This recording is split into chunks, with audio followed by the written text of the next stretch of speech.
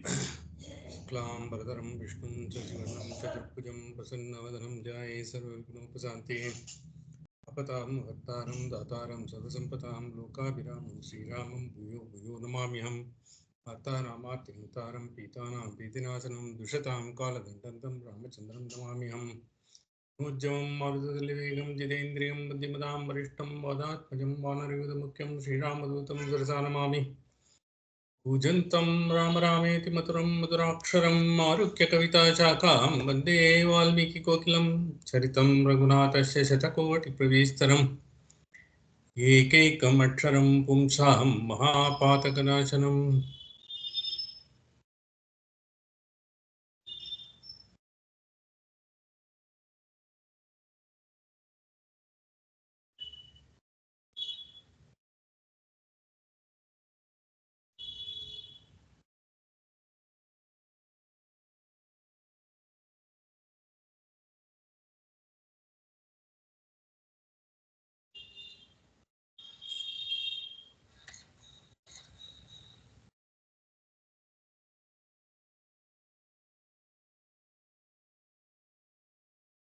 हन्तवनौकसः अङ्गदप्रमुखा वीरा हनुमांश्च महाकपिः प्रीतिमन्तस्ततः सर्वे वायुपुत्रपुरःसराः महेन्द्राद्रिं परित्यज्य पुप्लुः प्लवगर्षभाः मेरुमन्दरसङ्काशा मत्ता इव महागजाः छादयन्त इवाकाशं महाकाया महाबलाः सभाज्यमानं भूतैस्तमात्मवन्तं महाबलं हनुमन्तं महावेगं वहन्तैव दृष्टिभिः राघवे चार्थनिर्वृत्तिं कर्तुं च परमं यशः समाधाय समृद्धार्थाः कर्मसिद्धिभिरुन्नताः प्रियाख्यानोन्मुखाः सर्वे सर्वे युद्धाभिनन्दिनः सर्वे रामप्रतीकारे निश्चितार्था मनस्विनः प्लवमानाः खमाप्लुत्य ततस्ते काननौकसः नन्दनोपममासे दुर्वनं द्रुमलतायुतम् यत्तन्मधुवनं नाम सुग्रीवस्याभिरक्षितम् अदृश्यं सर्वभूतानां सर्वभूतमनोहरम् यद्रक्षति महावीर्यः सदा दधिमुखः कपिः मातुलः कपिमुख्यस्य सुग्रीवस्य महात्मनः ते तद्वनमुपागम्य बभूवुः परमोत्कटाः वानरा वानरेन्द्रस्य मनः कान्ततमं महत् ततस्ते वानरा हृष्टा दृष्ट्वा मधुवनं महत् कुमारमभ्ययाचन्त मधूनि मधुपिङ्गळाः ततः कुमारस्तान् वृद्धान् जाम्बवत्प्रमुखान् कपीन् अनुमान्य ददौ तेषां निसर्गं मधुभक्षणे ततश्चानुमताः सर्वे सम्प्रहृष्टा वनौकसः मुदिताः प्रेरिताश्चापि प्रनृत्यन्तो भवंस्ततः गायन्ति केचित् प्रणमन्ति केचित् नृत्यन्ति केचित् प्रहसन्ति केचित् पतन्ति केचित् विचरन्ति केचित् प्लवन्ति केचित् प्रलपन्ति केचित् परस्परं केचिदुपाश्रयन्ते परस्परं केचिदुपाक्रमन्ते परस्परं केचिदुपब्रुवन्ते परस्परं केचिदुपारमन्ते द्रुमाद्रुमं केचिदभिद्रवन्ते क्षितौ नगाग्रान् निपतन्ति केचित् महीतलात् केचिदुदीर्णवेगा महाद्रुमाग्राण्यभिसम्पतन्ति गायन्तमन्यः प्रहसन्नुपैति हसन्तमन्यः प्रणुदन्नुपैति रुदन्तमन्यः प्रणुदन्नुपैति नुदन्तमन्यः प्रणदन्नुपैति समाकुलं तत्कपिसैन्यमासीन्मत्तानुवाच हरिश्रेष्ठो हनुमान् वानरर्षभः अव्यग्रमनसो यूयं मधुसेवतवानराः अहमावारयिष्यामि युष्माकं परिपन्थिनः श्रुत्वा हनुमतो वाक्यं हरीणां प्रवरोऽङ्गतः प्रत्युवाच प्रसन्नात्मा पिबन्तु हरयो मधु अवश्यं कृतकार्यस्य वाक्यं हनुमतो मया अकार्यमपि कर्तव्यं किमङ्ग पुनरीदृशम् अंगदस्य मुखात् श्रुत्वा वचनं वानरर्षभाः साधु साध्विति संहृष्टा वानराः प्रत्यपूजयन् पूजयित्वाङ्गदं सर्वे वानरा वानरर्षभम् जग्मुर्मधुवनं यत्र नदी वेगा इव द्रुतम् ते प्रविष्टा मधुवनं पालानाक्रम्य वीर्यतः अतिसर्गाच्च पटवो दृष्ट्वा श्रुत्वा च मैथिलीम् पपुः सर्वे मधु तदा रसवत्फलमाददुः उत्पत्य च ततः सर्वे वनपालान् समागतान् ताडयन्ति स्म शतशः सक्तान् मधुवने तदा मधूनि द्रोणमात्राणि बाहुभिः परिगृह्यते पिबन्ति सहिताः सर्वे निघ्नन्ति स्म तथा परे केचित् पीत्वापविध्यन्ति मधूनि मधुपिङ्गळाः मधूच्छिष्टेन केचिच्च जघ्नुरन्योन्यमुत्कटाः अपरे वृक्षमूले तु शाखां गृह्य व्यवस्थिताः अत्यर्थञ्च मदग्लानाः पर्णान्यास्तीर्यशेरते उन्मत्तभूताः प्लवगा मधुमत्ताश्च हृष्टवत् क्षिपन्ति च तदान्योन्यं स्खलन्ति च तथा परे केचित् श्वेलां प्रकुर्वन्ति केचित् कूजन्ति हृष्टवत् हरयो मधुना मत्ताः केचित् सुप्तामहीतले कृत्वा केचिद्धसन्त्यन्ये केचित् कुर्वन्ति चेतरत् कृत्वा केचिद् वदन्त्यन्ये केचिद् बुध्यन्ति चेतरत् येऽप्यत्र मधुपालास्युः प्रेष्याधनिमुखस्य तु तेऽपि तैर्वानरैर्भीमैः प्रतिषिद्धादिशो गताः जानुभिस्तु प्रकृष्टाश्च देवमार्गं प्रदर्शिताः अब्रुवन् परमोद्विग्ना गत्वा दधिमुखं वचः हनूमता दत्तवरैर्हतं मधुवनं बलात् वयं च जानुभिः कृष्टा देवमार्गं च दर्शिताः ततो दधिमुखः क्रुद्धो वनपस्तत्र वानरः हतं मधुवनं श्रुत्वा सान्त्वयामास तान् हरीन् इहागच्छत गच्छामो वानरान् बलदर्पितान् बलेन वारयिष्यामो मधुभक्षयतो वयम् श्रुत्वा दधिमुखस्येदं वचनं वानरर्षभाः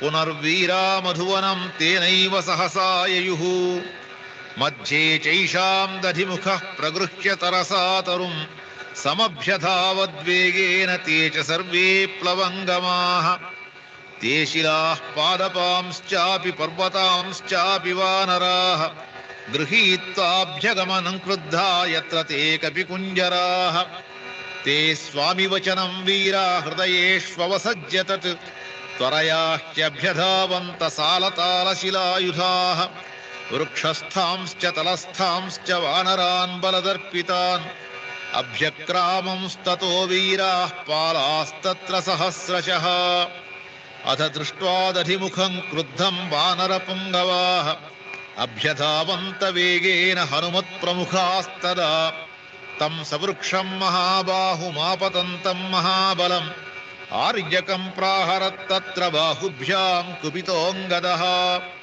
मदान्धश्च नैवेदैनमार्यकोऽयं ममेति सः अथैनं निष्पिपेषाशु वेगवद्वसुधातले स भग्नबाहूर्भुजो विह्वलः शोणितोक्षितः मुमोह सहसा वीरो मुहूर्तं कपिकुञ्जरः स समाश्वस्य सहसा संक्रुद्धो राजमातुलः वानरान् वारयामास दण्डेन मधुमोहितान् स कथञ्चिद्विमुक्तस्तैर्वानरैर्वानरर्षभः उवाचैकान्तमाश्रित्य भृत्यान् स्वान् समुपागतान् एते तिष्ठन्तु गच्छामो भर्तानो यत्र वानरः सुग्रीवो विपुलग्रीवः सह रामेण तिष्ठति सर्वं चैवाङ्गदे दोषं श्रावयिष्यामि पार्थिवे अमर्षीवचनं श्रुत्वा घातयिष्यति वानरान् इष्टं मधुवनं चेतत् सुग्रीवस्य महात्मनः पितृपैतामहं दिव्यं देवैरपि दुरासदम् स वानरानिमान् सर्वान् मधुलुब्धान् गतायुषः घातयिष्यति दण्डेन सुग्रीवः ससुहृज्जनान् वध्याह्येते दुरात्मानो नृपाज्ञापरिभाविनः अमर्ष प्रभवो रोषः सफलो नो भविष्यति। एवमुक्त्वा दधिमुखो वनपालान् महाबलः जगाम सहसोत्पत्य वनपालैः समन्वितः। निमेषान्तरमात्रेण स हि प्राप्तो वनालयः सहस्रांशुसुतो धीमान् सुग्रीवो यत्र वानरः। रामं च लक्ष्मणं चैव दृष्ट्वा सुग्रीवमेव च समप्रतिष्ठां जगतीमाकाशान्निपपातः। सन्निपत्य महावीर्यः सर्वैस्तैः परिवारितः हरिर्दधिमुखः पालैः पालानां परमेश्वरः। स दीनवदनो भूत्वा कृत्वा शिरसि चाञ्जलिं सुग्रीवस्य शुभौ मूर्ध्ना चरणौ प्रत्यपीडयत्। इत्यार्षे श्रीमद् रामायणे वाल्मीकीये सुन्दरकाण्डे 62तमः सर्गः। अथ 63तमः सर्गः। ततो मूर्ध्ना निपतितं वानरं वानरर्षभः दृष्ट्वैवोद्विग्नहृदयो वाक्यमेतदुवाचः।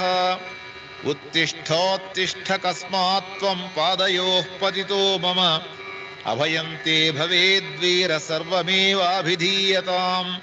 स तु विश्वासितस्तेन सुग्रीवेण महात्मना उत्थाय सुमहाप्राज्ञो वाक्यं दधिमुखोऽब्रवीत्।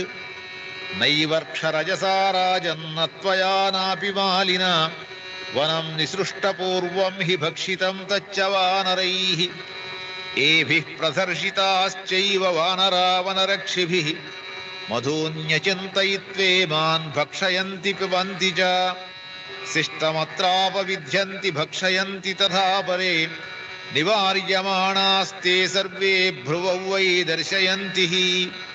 इमे हि संरब्धतरास्तथा तैः सम्प्रदर्शिताः वारयन्तो वनात् तस्मात् क्रुद्धैर्वानरपुङ्गवैः। ततस्तैर्बहुभिर्वीरैर्वानरैर्वानरर्षभ संरक्तनयनैः क्रोधाद्धरयः प्रविचारिताः। पाणिभिर्निहताः केचित् केचिज्जानुभिराहताः प्रकृष्टाश्च यथा कामं देवमार्गं च दर्शिताः। एवमेते हताः शूरास्त्वयि तिष्ठति भर्तरि कृत्स्नं मधुवनं चैव प्रकामं तैः प्रभक्ष्यते। एवं विज्ञाप्यमानं तं सुग्रीवं वानरर्षभम् अपृच्छत्तं महाप्राज्ञो लक्ष्मणः परवीरः। किमयं वानरो राजन् वनपः प्रत्युपस्थितः कञ्चार्थमभिर्दिश्य दुःखितो वाक्यमब्रवीत्। एवमुक्तस्तु सुग्रीवो लक्ष्मणेन महात्मना लक्ष्मणं प्रत्युवाचेदं वाक्यं वाक्यविशारदः। आर्यलक्ष्मणसम्प्राह वीरो दधिमुखः कपिः अङ्गदप्रमुखैर्वीरैर्भक्षितं मधुवानरैः। विचित्य दक्षिणामाशामागतैर्हरिपुङ्गवैः नैषामकृतकृत्यानामीदृशस्यानुपक्रमः आगतैश्च प्रमथितं यथा मधुवनं हितैः धर्षितं च वनं कृत्स्नमुपयुक्तं च वानरैः।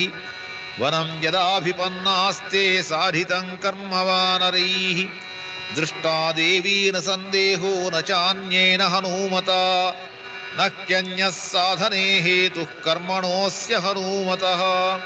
कार्यसिद्धिर्मतिश्चैव तस्मिन् वानरपुङ्गवे व्यवसायश्च वीर्यञ्च श्रुतं चापि प्रतिष्ठितम्। जाम्बवान् यत्र नेता स्यात् अङ्गदश्च महाबलः हनूमांश्चाप्यधिष्ठाता न तस्य गतिरन्यथा। अङ्गदप्रमुखैर्वीरैर्हतं मधुवनं किल वारयन्तश्च सहितास्तथा जानुभिराहताः।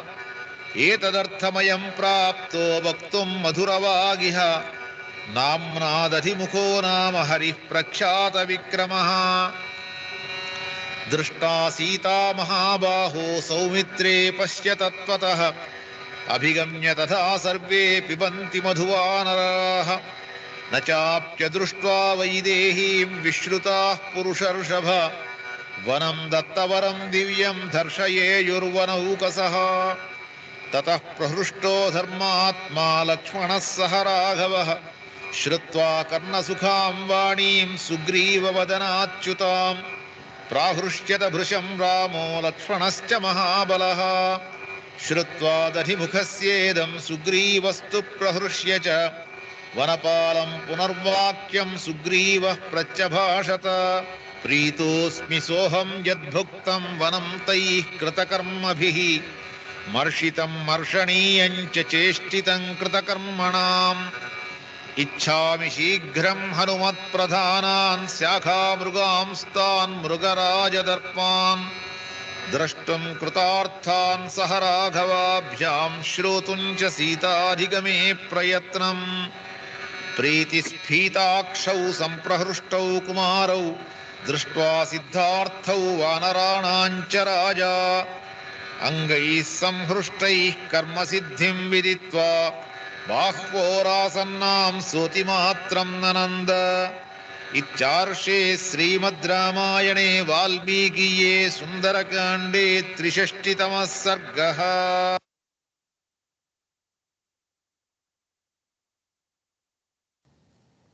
स्वस्ति प्रजापतिः परिपालयन्तां न्यायेन मार्गेण महीमहीं सा गोब्राह्मणेभ्यो शुभमस्तु नित्यं लोकाः समस्ताः सुखिनो भवन्तु। काले वर्षतु पर्जन्ति पृथिवी तत्सशालिनी तेषोऽयं शोभरहितो ब्राह्मणाः सन्तु निर्भयाः लाभस्तेषां जयस्तेषां कुतस्तेषां पराजयः येषाम् दिवरश्यामो हृदयस्थो जनार्दनः। रामाय रामभद्राय रामचन्द्राय वेदसे मङ्गलं कौसलेन्द्राय महनीयगुणाब्धये चक्रवर्ति तनूजाय सार्वभौमाय मङ्गलम्।